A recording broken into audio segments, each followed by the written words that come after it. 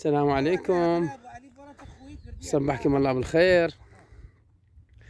بعد أن انتهينا من شلال إيشار توجهنا إلى سد إيلام في هذا المكان الجبلي روعة مثل ما تشوفون. راح أوجه الكاميرا إلى السد حتى تشوفون السد وتتعرفون على هذا السد في هاي المدينة الجميلة. هذا سد مدينة إيلام،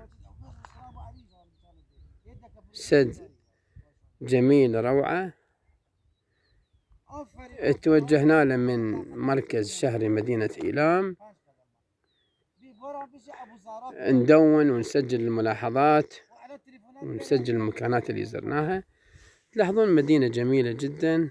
هاي المدينة بها كثير من المعالم، منها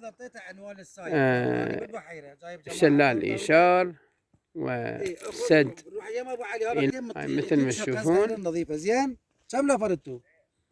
يعني نفر. روح اقعد هنا يا دكتور. رديت يا دكتور بالمدينة هسه نتجول بالمعالم واتواصل في فيديو آخر ثاني إن شاء الله.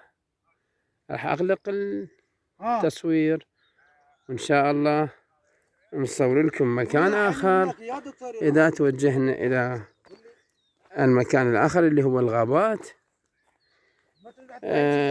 وبعدها نتوجه إلى السكن في فلكة باستوديو بهمان.